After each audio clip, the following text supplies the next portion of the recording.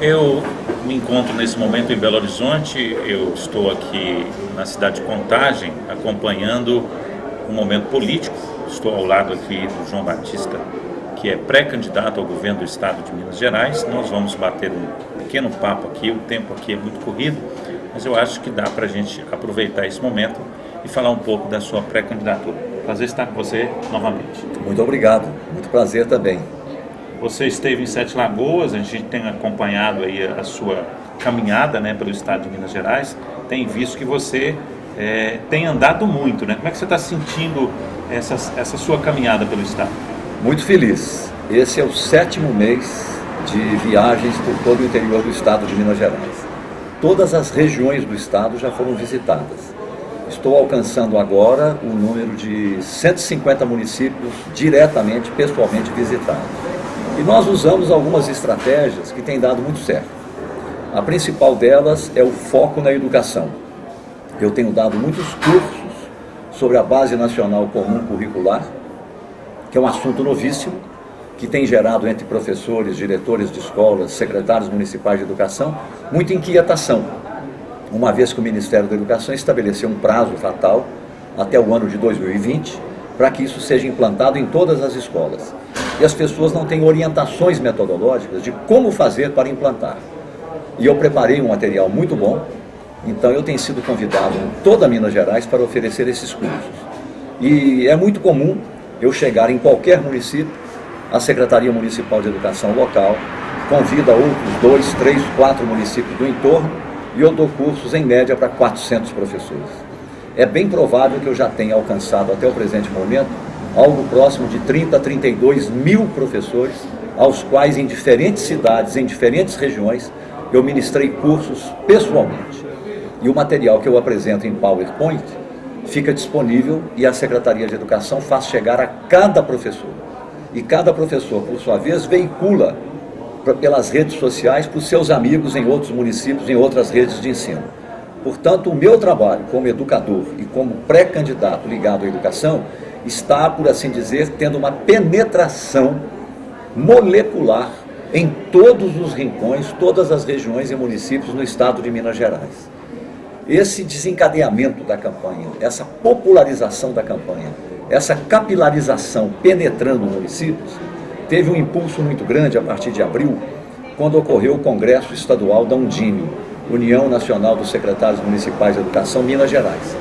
Estavam em Belo Horizonte, num grande auditório, cerca de 700 secretários municipais de educação. E eu fiz uma palestra que teve uma grande repercussão.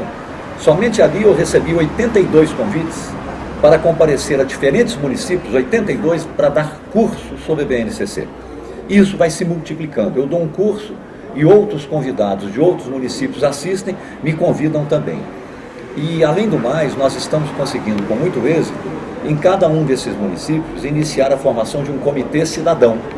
São pessoas não ligadas a partido político algum, nem à rede, mas que simpatizam com a candidatura de Marina Silva, presidente, a minha candidatura a governador, a candidatura do Cacá Menezes a senador, e se disponha, de modo espontâneo, organizar a nossa campanha localmente, a custo zero, um trabalho voluntário, e são pessoas de grande potencial de liderança, entre eles numerosos secretários municipais de educação.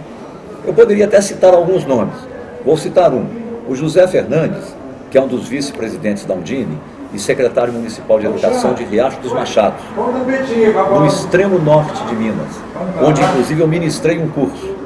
Ele hoje trabalha todo o norte de Minas e o Jequitinhonha, organizando a minha candidatura, sobretudo nos finais de semana e à noite, e organizando em diferentes municípios a oportunidade de eu ministrar esses cursos.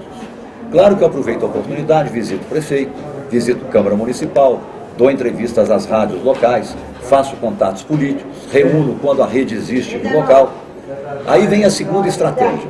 Além da educação, eu tenho trabalhado muito as entrevistas com os veículos de comunicação de massa existentes no interior. As televisões, as rádios, os jornais, as TVs web e assim por diante.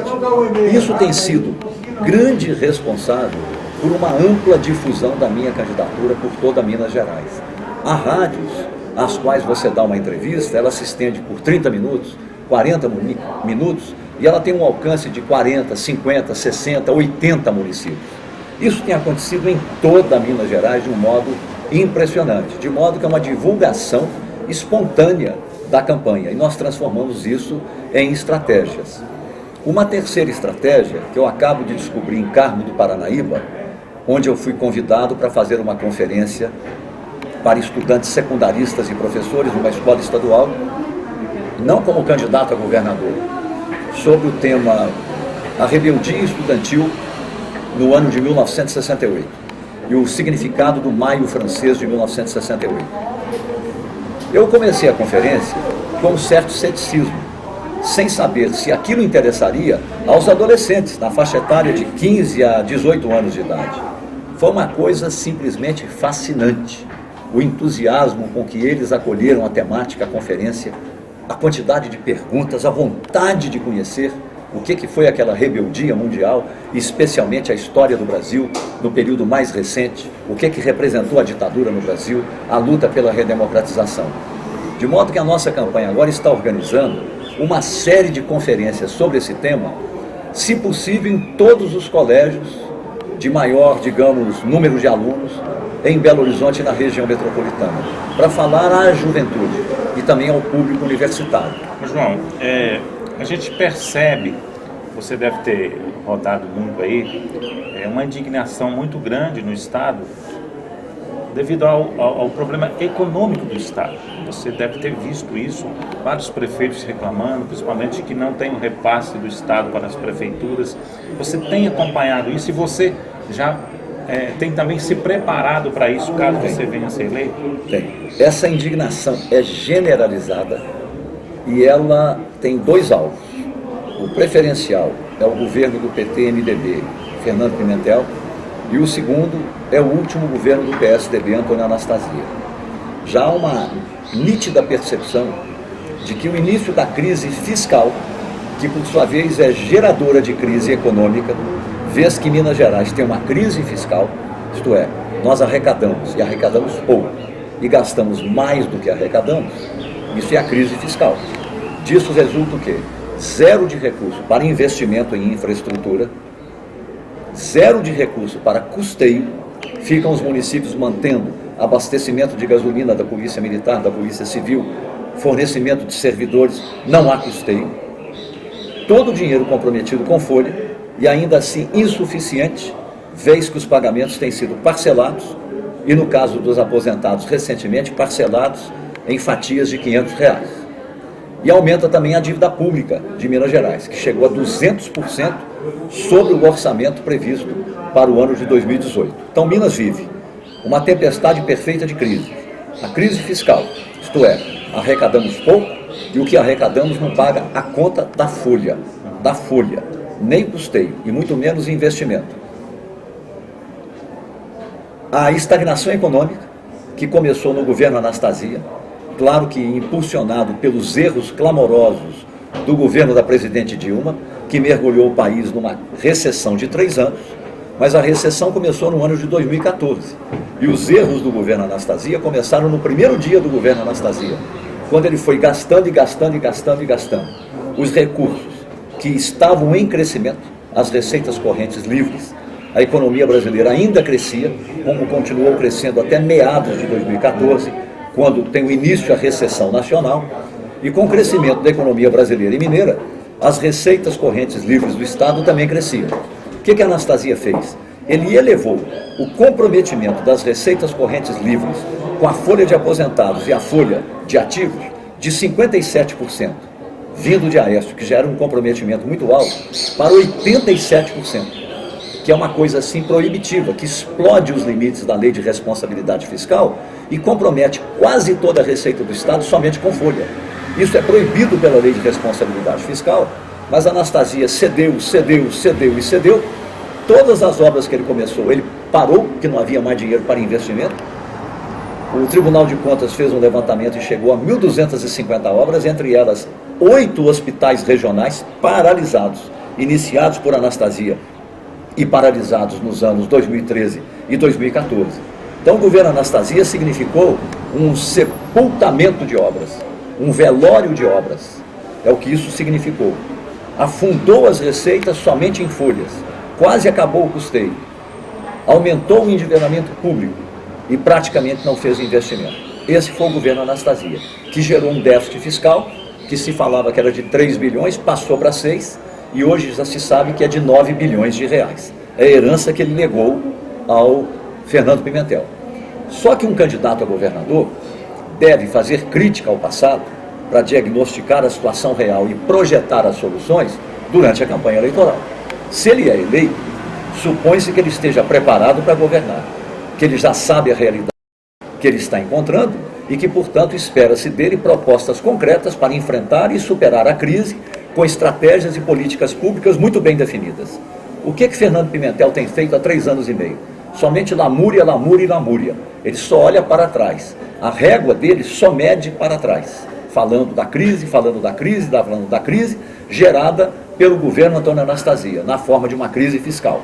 Só que ele não olha de lado. O governo Dilma, do qual ele participou como ministro de Estado, no governo Dilma, nós tivemos o início de uma recessão que se prolongou por 3 anos no Brasil e levou o PIB, Produto Interno Bruto brasileiro, de uma situação positiva a uma negativa de menos 3,7%, crescimento negativo, quer dizer, o país empobreceu, a economia tornou-se menor do que era. Com Dilma, a taxa de juros explodiu para mais de 17% ao ano. Com Dilma, a renda média do trabalhador brasileiro diminuiu, portanto voltou à pobreza. Com Dilma, o endividamento público da União, do governo federal em relação à dívida pública federal, em relação ao PIB, subiu de 47% para 74%. E os investimentos diminuíram, afora o problema da explosão da corrupção. Fernando Pimentel era ministro da área econômica no governo Dilma. Então, quando ele assumiu o governo, dia 1º de janeiro de 2015, caiu no colo dele por inteiro a crise econômica de recessão que Dilma havia gerado. Então é verdade que somaram-se no início do governo dele, como dos demais governadores, no caso de Minas, 2 crises. A crise fiscal produzida por Anastasia PSDB e a crise de recessão econômica produzida pelo PT. Só que Fernando Pimentel, ao invés de enfrentar isso construtivamente, para ir superando os obstáculos e voltar Minas Gerais ao crescimento econômico e ao desenvolvimento, o que ele fez? Ele continuou com a gastança, dando aumentos reais, cedendo privilégios ao Poder Legislativo, ao Tribunal de Contas, ao Ministério Público e ao Poder Judiciário, do mesmo modo que a Anastasia havia feito. Esses 2 governadores, Anastasia e Pimentel, vão ficar na história como os governadores que mais concederam privilégios a quem já tinha privilégios. O Poder Judiciário tem que ser bem remunerado. Eles entram ali via concurso por meritocracia, mas acumularam tanto privilégio que a meritocracia desapareceu e formou-se uma aristocracia. Na medida que acumularam poder e mais privilégios, isso se transformou em oligarquia e quase uma tirania, que eles querem cada vez ganhar mais e não levam em conta a sociedade real, Minas Gerais, a estagnação econômica, a crise fiscal e querem ganhar mais e ganhar mais, como se vivessem num mundo à parte. Eles mesmos, além de privilegiados, estão aumentando a desigualdade social em Minas Gerais. Isso patrocinado a partir do próprio Estado, pois são instituições de Estado e com apoio dos governos de Anastasia e de Pimentel. Eles vão ter que explicar isso na campanha aos cidadãos de Minas Gerais. E é uma coisa que nós temos que enfrentar. Isso tudo está ajudando a empobrecer Minas Gerais, enquanto forma uma nova classe de novos ricos, que são as castas de privilegiados, às custas da sociedade, através da detenção de poderes de Estado, Legislativo, Judiciário, Ministério Público, Tribunal de Contas, e além do mais a Advocacia do Estado, e ainda querem mais, e os agentes do fisco, e ainda querem mais, e mais, virou ganância, isso é típico de uma tirania. Então nós temos nesse aspecto uma ameaça à democracia e ao republicanismo, de certo modo comparável à ameaça que a corrupção significa no sentido de drenar e a sociedade sentir a perda de recursos públicos que vão para os desvãos, ou da corrupção, ou agora dos privilégios. Isso é legado deixado por Anastasia e por Pimentel, e somente agravou a crise. Para piorar a situação, Minas Gerais tem a pior situação tributária dentro do Brasil. É uma anarquia tributária, uma multidão de tributos diferenciados. E nós só perdemos. Por exemplo, o café. A tributação sobre o café no atacado, no Espírito Santo, é 3%. Em Minas é 18%. O que acontece? Produtores de café vão fazer empresas exportadoras no Espírito Santo. Migram o café para o Espírito Santo. A mesma coisa acontece no sul de Minas. Com os grãos da região do agronegócio é a mesma coisa. As alíquotas de Goiás são muito menores do que as alíquotas praticadas em Minas Gerais. E a maior perda que nós estamos experimentando é a transferência de capital de investimento em agroindústria de Minas Gerais para Goiás e a transferência física de agroindústrias que estavam em Minas, que foram para Minas Gerais. Isso é uma perda, que foram para Goiás. Isso é uma perda incomensurável. Por quê? Devido às diferenças de ICMS. Em Goiás, o ICMS cobrado dos bens industriais da agroindústria está na faixa de 12%, às vezes um pouco menos. Em Minas Gerais, nunca abaixo de 18%. Então, Minas perde.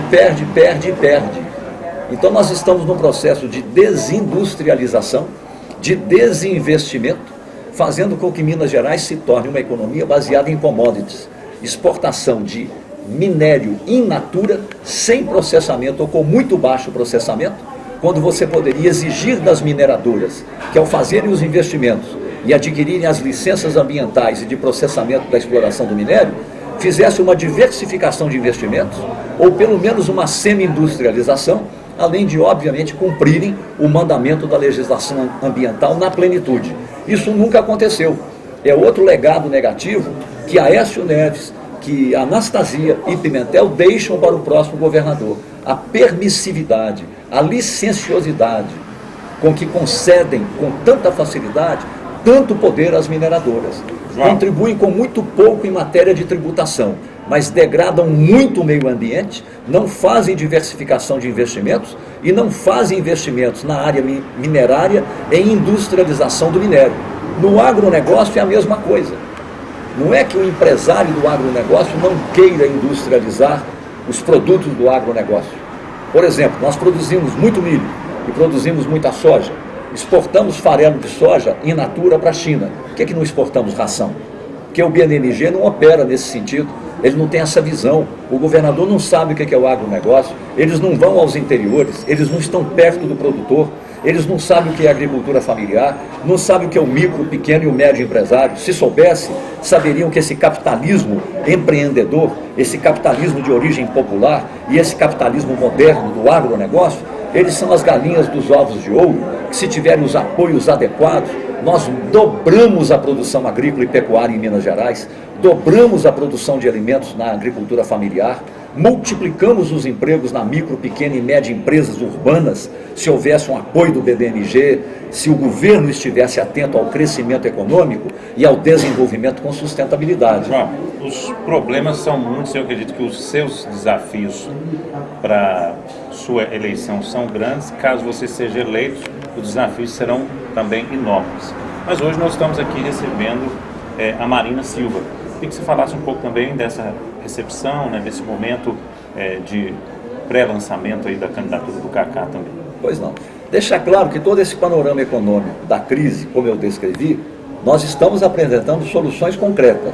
Até o final de julho nós divulgaremos o programa de governo para Minas Gerais da Rede Sustentabilidade, apresentando para as crises as soluções, que é a solução da crise fiscal, a retomada do crescimento econômico e a promoção do desenvolvimento sustentável, reorganizando o território de Minas em 24 territórios de governo descentralizado e participativo, com a presença do governador e das equipes de secretários, para, junto com os empresários por região, os prefeitos por região, movimentos sociais e universidades, nós, identificando as vocações, as potencialidades e o que já se faz de investimento econômico em cada região, juntos potencializarmos isso e gradualmente retomando o crescimento, inclusive revendo as alíquotas, reduzindo, mas em troca mais investimento, mais produção, mais produtividade e mais emprego.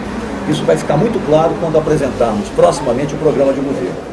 Nesse momento, nós estamos aqui com o Kaká Menezes, que é o nosso candidato a senador, que tem ampla possibilidade de se eleger.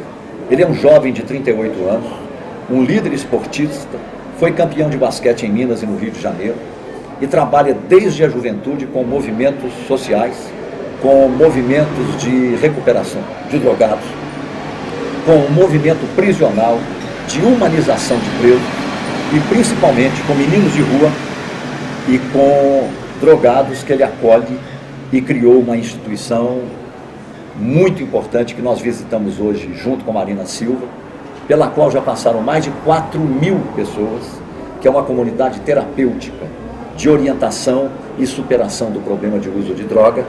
Nós estivemos com 70 internos que lá se encontram, todos eles voluntariamente, passam pela etapa do acolhimento, depois a etapa do tratamento, ficam um período de 6 meses, depois podem retornar se houver necessidade, e de um modo geral o trabalho é muito exitoso, as pessoas superam essa etapa da sua vida, se inserem produtivamente na sociedade, tanto é que eles têm um retorno, um controle, um monitoramento disso, e isso está se espalhando. Quem criou esse movimento foi o Cacá Menezes, essa instituição, e tem dado resultados espetaculares só à base do voluntariado. Marina Silva, que já foi vereadora, foi senadora por 2 vezes, foi ministra do Meio Ambiente, é a 3ª candidatura dela à presidência da República, ela está em 2º lugar nas pesquisas nacionais, e uma campanha ascendente em crescimento, tem muita clareza sobre a situação nacional, grande liderança, as expectativas de mais crescimento. Ela em Minas tem muito prestígio, chegou aqui a ter 20% de toda a votação do Estado, está hoje nos prestigiando.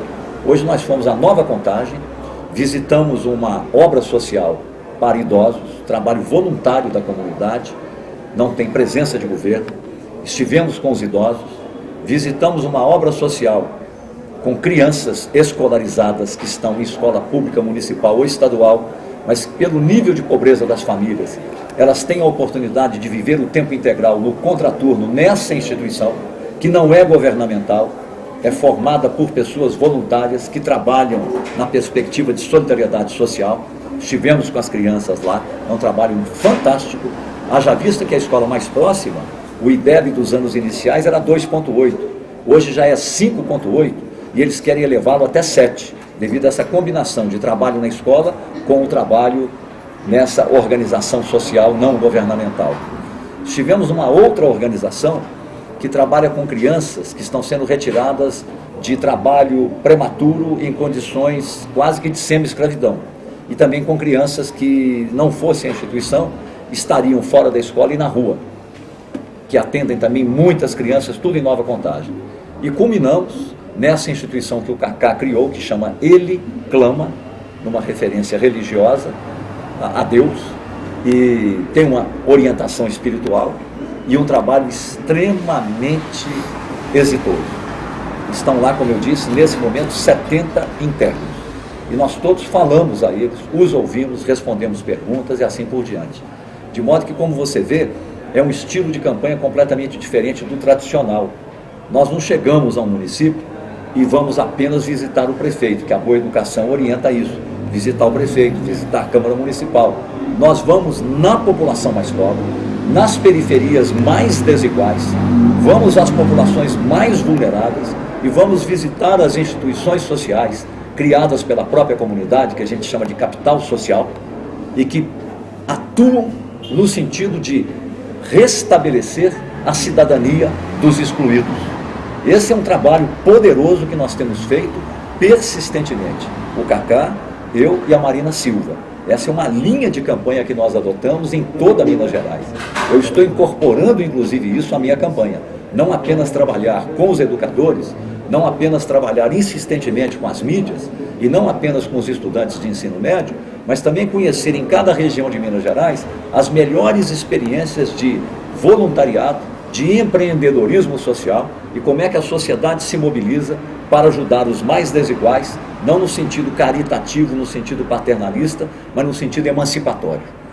E a nossa perspectiva não é do Estado e o governo substituírem esses movimentos, essas iniciativas societárias, empreendedoras, não. É ao contrário, é fazer com elas uma aliança, uma parceria, uma arca da confiança. Mantê-las, ajudá-las no que couber, incentivar e tornar visível, reconhecido esse trabalho para que sirva de exemplo, para que outros cidadãos que se encontram numa posição socialmente estável possam ajudar aquelas populações mais vulneráveis. De modo que é uma campanha de aprendizados, é uma campanha de enriquecimento. Estamos muito animados e no caso específico da minha candidatura, nós começávamos a campanha com total invisibilidade. Alguns diziam que nós não chegaríamos a 1%. Chegamos a 1%. Alguns diziam que não passaríamos adiante. Chegamos a 2%. Em seguida chegamos a 3%. Na continuação alcançamos os 4%.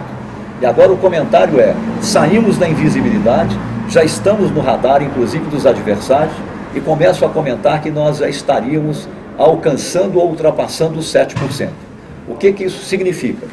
Nós havíamos projetado o nosso crescimento, estimando que até por volta de 15 de agosto chegaríamos a 5%. Deveremos ultrapassar os 5% até o final de julho. Nós estimávamos chegar até o final de agosto alcançando os 8%. Hoje nós projetamos alcançar os 10% e talvez até ultrapassar um pouco. Já ficaríamos em terceiro lugar, ultrapassando Márcio Lacerda, já ultrapassamos Rodrigo Pacheco e os demais. E no mês de setembro chegaríamos perto e ultrapassaríamos Fernando Pimentel, para então disputar o segundo turno, provavelmente com Antônio Anastasia. O segundo turno é uma outra eleição. E a nossa candidatura está com uma projeção tão boa, está crescendo tanto, que uma jornalista altamente categorizada, que é uma referência no jornalismo, que é a Raquel Faria, há pouco tempo ela escreveu no jornal O Tempo que a candidatura de João Batista Marisguí está crescendo entre os candidatos abaixo de 10%. Em breve ele será o com maior percentual e ele deverá forçar um segundo turno.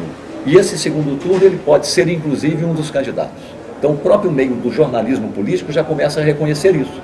E os adversários já começam a reconhecer. E o próprio governador já começa a responder às críticas que faço, reconhecendo que as críticas estão tendo uma forte penetração. E do ponto de vista de entendimento da crise em Minas Gerais e da capacidade de formulação de soluções para a crise, sem nenhum desmerecimento dos demais candidatos, mas é patente que as nossas propostas são as melhores e as mais concretas. Aliás, isso ficou muito claro durante o congresso que os prefeitos realizaram no Mineirão, da AMM, Associação Mineira de Municípios. É praticamente uma unanimidade que entre todos os candidatos presentes estavam todos menos Fernando Pimentel, que deixou lá uma cadeira vazia. Eu até comentei, a um governo ausente corresponde uma cadeira ausente também. Mas é uma percepção generalizada entre os prefeitos presentes, entre os secretários municipais presentes, entre os vereadores presentes, de que a minha performance, naquele momento que não foi um debate, cada um de nós teve 5 minutos de exposição inicial, depois respondemos cada um 3 perguntas com 3 minutos para cada resposta e, ao final, cada um dispôs de 5 minutos para as considerações gerais. O convencimento geral é que o meu desempenho naquele momento foi muito, por assim dizer, feliz, bem superior às apresentações dos demais candidatos. Isso, portanto, está colocando a nossa candidatura como uma candidatura forte, altamente competitiva e com potencialidade para chegar ao segundo turno eleitoral após as eleições de 7 de outubro.